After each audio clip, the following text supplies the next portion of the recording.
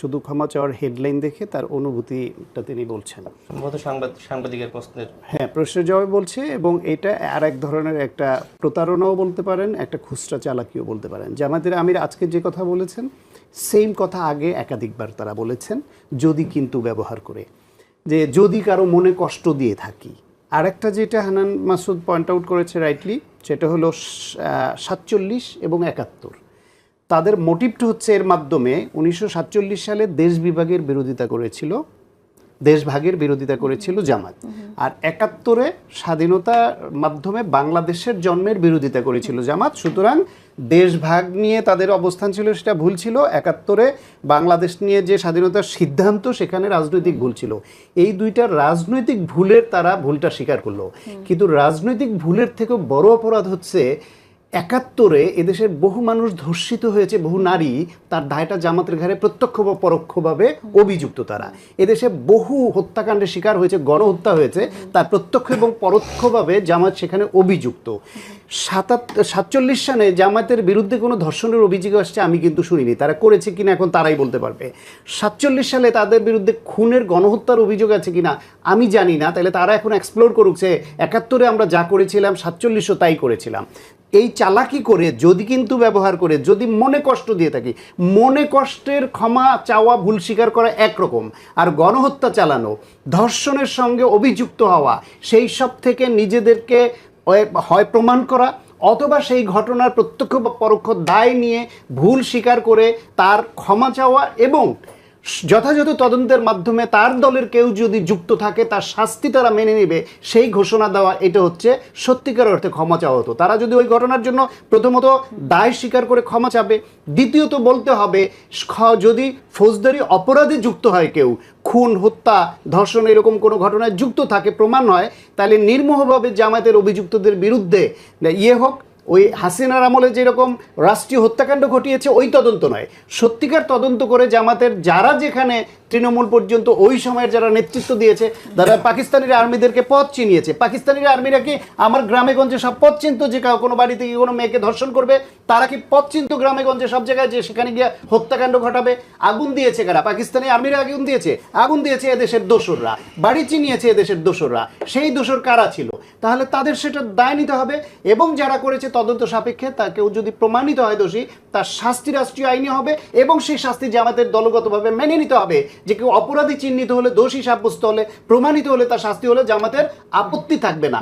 সেই পথে না গিয়ে একটা চালাকি এবং প্রতারণার আশ্রয় নিয়ে একটা ক্ষমা চাওয়ার যদি কিন্তু ব্যবহার করেছে। এবং আজকে এটা নতুন না, সেম এই একই ল্যাঙ্গুয়েজের কথা এই ভদ্রলোক আগেও বলেছেন, এই দল থেকে অন্য নেতারা বলেছেন। এটা নতুন কোনো ক্ষমা চাওয়া হতো না। রাশেদ খান, আপনার মন্তব্য শুনতে চাই লাস্ট এই বিষয়ে শুনতে চাইছি, আপনি কিভাবে দেখছেন জামাত ইসলামের? জামাত ইসলাম আজকে আনুষ্ঠানিকভাবে 71-এর ভূমিকার জন্য দুঃখ প্রকাশ করে নাই।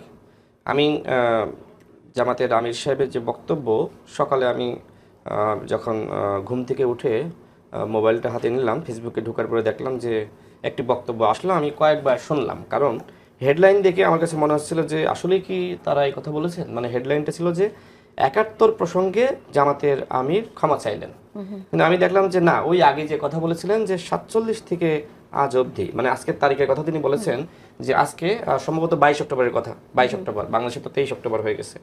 তো এই সময় পর্যন্ত যারা আমাদের আচরণে দুঃখ পেয়েছেন, মনে কষ্ট পেয়ে থাকলে, এবং তিনি এটিও বলেছেন যে ওই সময় জামাতের নেতৃবৃন্দের যে রাজনৈতিক সিদ্ধান্তর কথা তিনি বলেছেন, অর্থাৎ সেই সময় তিনি আরও স্পষ্ট করেছেন যে ওই সময় জামাত চায়নি যে পাকিস্তান দুই ভাগে বিভক্ত হোক। অর্থাৎ আজকে যে বক্তব্য, এটা সম্ভবত কোনো একজন সাংবাদিক প্রশ্ন করেছিলেন, সেটির উত্তর দিতে গিয়ে তিনি এই কথা বলেছেন। অর্থাৎ তিনি নিজ থেকে আনুষ্ঠানিক কোনো মানে আয়োজন করে এই ধরনের ঘোষণা দিয়েছেন সেটি না।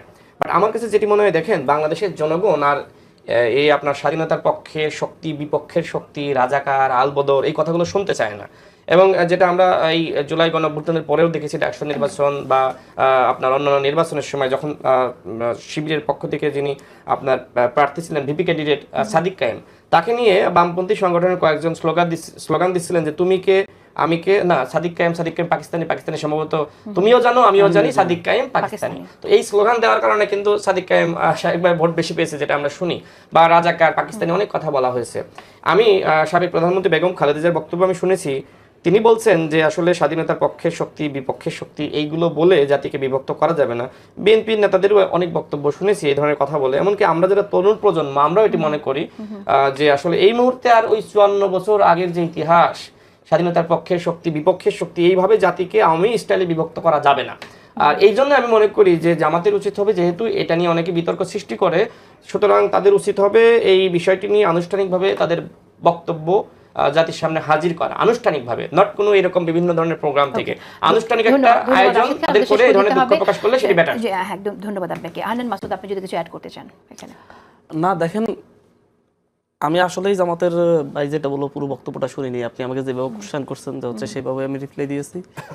তবে আজকের পর এই সময় এসে আমি রাশেদার মতো একই কথা বলবো, স্বাধীনতার সপক্ষের শক্তি কিংবা বিপক্ষের শক্তি বলে 54 বছর পরে স্বাধীনতা বিভক্ত করলে বিভাজনটাই বাড়বে। তার চাইতে বরং সকলকে, যারা হচ্ছে সেই প্রজন্মটা আসলে এখন নেইও বলতে গেলে, যারা হচ্ছে 71-এর সময় জীবিত ছিলেন তেমন কেউ নেই, কারণ বাকিদেরকে দোষারোপ করে সেটা তো সাদিক কাইমদেরকে তো ঢাকা বিশ্ববিদ্যালয় গ্রহণ করে নিয়েছে। আমরা আর বিভাজনটা চাই না। তবে জামাতের উচিত, যদি এটা আনুষ্ঠানিকভাবে ক্ষমা চাওয়া না হয়, জামাতের উচিত তার আনুষ্ঠানিক ক্ষমাটা চাওয়া উচিত। আচ্ছা, ছোট্ট একটা প্রশ্ন করতে পারি অনুমতি দিলে? হান্নান মাসুদ শুনেন, আহ্বান করা, আপনারা দুজনেই জামাতের প্রশ্নে যে কথা বলেছেন বিভাজন না করবার জন্য, ইটস এ গুড জেস্টার, এবং 1975-এর পট পরিবর্তনের ফলেই বিভাজন না রাখার জন্যই প্রেসিডেন্ট জিয়াউর রহমান জামাতকে রাজনীতি করবার সুযোগও দিয়েছিলেন। কিন্তু আপনি ভাবেন তো যে আজকে এই যে গণহত্যা চালালো 24-এ এসে আওয়ামী লীগ, এই আওয়ামী লীগের নেতাদের এই গণহত্যার অভিযোগে, এই খুনের অভিযোগে আমরা কোনো বিচার করলাম না বা করতে পারলাম না। 20 বছর পরে ওই প্রজন্ম বা 30 বছর পরে এসে কি ওই কথা আওয়ামী লীগের পক্ষ থেকে যে কেউ বলে যে আওয়ামী লীগের বিচার ছাড়াই তাদেরকে মেনে নিতে হবে এবং তারা তাদের ভুল স্বীকার করুক তাহলে হবে, আমরা কি সেটা মানব? আমি মনে হয় যে এই দেশের মানুষ অনেক আগেই এই ব্যাপারে একটা সমাধানে পৌঁছাইছে। 75-এর পরপরই এদেশের মানুষ যখন তাদেরকে রাজনীতির সুযোগ দিয়েছে, তখন সবচেয়ে বড় ইসলামী দল হিসেবে মুসলিম লীগ মনে হয় হচ্ছে এই ইয়ার বিরোধিতা করেছিল এবং এই বাহিনীগুলো গড়ার ক্ষেত্রে মুখ্য ভূমিকা রেখেছিল। কিন্তু মুসলিম লীগ নিয়ে বড় কোশ্চেন নেই, জামাতকে নিয়ে বড় কোশ্চেন এখন দেখা দিয়েছে, যেহেতু এখন জামাত বড় দল। আর জামাতের সাথে সবাই রাজনীতি করছে, বাংলাদেশের বড় বড় রাজনৈতিক দলগুলো সবাই রাজনীতি করছে। আমি যে প্রশ্ন হচ্ছে আওয়ামী লীগ 20 বছর পরে বিচার ছাড়াই মেনে নেবেন কিনা, আমি যতটুকু জানি, আমার স্বল্প পড়াশোনায় যতটুকু জানি যে হচ্ছে মেইন অপরাধীদের একটা বিচার শেখ মুজিবুর রহমান একটা তালিকা করেছিলেন এবং বাকিদেরকে ক্ষমা ঘোষণা করছিলেন। পরবর্তীতে আবার হচ্ছে শেখ হাসিনা এসেও একটা বিচার করছেন। আমি জানি না সেটা, আমাদের কাছে যেটা প্রতিমান হয়েছে বিচারিক হত্যাকাণ্ড প্রতিমান হয়েছে। তো সেই কথাটা বলছি, জামাত প্রয়োজন হচ্ছে এই জায়গা থেকে মুক্তি পাওয়ার জন্য তারা এটা রাষ্ট্রের কাছে নিরপেক্ষ তদন্তের আহ্বান জানাইতে পারে যে হচ্ছে আমরা ক্ষমা চেয়ে নিরপেক্ষ তদন্ত আহ্বান করতেছি, আমাদের কোনো নেতৃবৃন্দ এটার সাথে জড়িত ছিল কিনা এই ধরনের কথা বলতে। বাট এই প্রজন্ম, তাদের পরবর্তী প্রজন্ম আইসে আমার মনে হয় যদি আমরা তাদেরকে এই দায়গুলো দিতে যাই তাহলে হচ্ছে এটা বিভাজন তৈরি হবে। আর আওয়ামী লীগের কথা যেটা বলছেন, এই ক্ষতটা একেবারেই মানে হচ্ছে দগদগে অবস্থায় আছে, এখনো একটু লাগলে যন্ত্রণা হয়। তা আওয়ামী লীগের ব্যাপারটা পরবর্তী প্রজন্মগুলো সিদ্ধান্ত নিবে। তবে এই প্রজন্ম যারা হচ্ছে এখন, যারা আমরা রাজনীতি করতেছি, যারা এটা আওয়ামী লীগের এই বর্বরতা দেখছি, তারা কখনো তারা জীবিত থাকতে তো হয়তো আওয়ামী লীগকে আর বাংলাদেশের রাজনীতি দেখেন ভাইয়ের কথা আমাদের কথার ভিতর ভিন্নতা আছে। আবার দেখেন কিছু ক্ষেত্রে হান্নান মাসুদের সাথে আমার ডিবেট হলো, তার অনেক কথার সাথে আমার কথার আবার একমত আছে। অর্থাৎ মাসুদ যে বক্তব্য শুরুতে দিয়েছিলেন, আই থিঙ্ক শেষে এসে বলবেন না এটা তার বক্তব্য ভুল ছিল, আর ওই ভুল বক্তব্যের কারণে কিন্তু এত বিতর্ক তর্ক। আমি বলি, দেখেন নাহিদ ইসলাম একটি কথা তিনি বলেছিলেন যে 24-এর গণ অভ্যুত্থানে জামাত ভূমিকা রাখার কারণে তারা 71-এর কাফফারা দিয়েছে। আমরা এর আগে দেখেছি যে বিএনপির সাথে জামাতের নির্বাচনী জোট হয়েছে, একসাথে ক্ষমতার শেয়ার সেটাও হয়েছে, এমনকি জামাতের সাথে আওয়ামী লীগের যুগপৎ আন্দোলন হয়েছে। অর্থাৎ জামাতের প্রসঙ্গ এখন আমার কাছে মনে হয় যে ওই 71-এর যে বিষয়টা, এই প্রসঙ্গগুলো এখন আর খুব বেশি প্রাসঙ্গিক না। এর কারণটা হলো যে তারা কখনো আওয়ামী লীগের সাথে যুগপৎ আন্দোলন করেছে, কখনো বিএনপির সাথে আপনার জোট করে নির্বাচন করেছে, কখনো আবার অন্য দলের সাথে, এমনকি জাতীয় পার্টির অধীনেও তারা নির্বাচনে গিয়েছে। তার মানে এখন প্রসঙ্গগুলো আসলে অপ্রাসঙ্গিক হয়ে গেছে, যে কারণে তরুণ প্রজন্ম আর ওই স্বাধীনতার পক্ষের শক্তি বিপক্ষের শক্তি রাজাকার এই কথাগুলো আসলে গ্রহণ করে না। তবে তারপরেও আমার কাছে মনে হয়, আমিও অনেকবার বলেছি, যেটা শিবির থেকেও অনেক নেতৃবৃন্দ বের হয়ে গিয়েছে, যেমন আপনার এখন যে আপনার না আপনার এবি পার্টির মঞ্জু ভাই এবং হচ্ছে আরেকজন অ্যাডভোকেট আপনার শিশির ভাই, তারা কিন্তু একটা সময় ওই জিনিসটা সামনে এনেছিলেন যে জামাতের উচিত ৭১-এর বিষয়টা আসলে মীমাংসা করা। তো আমার কাছে মনে হয় এই যে বিতর্ক বিভিন্ন সময় হয়, এই বিতর্কগুলো আসলে আমরা কেন করব সবসময়? এই বিতর্কগুলো আসলে মানুষ গ্রহণ করে না। এই জন্য আমার কথা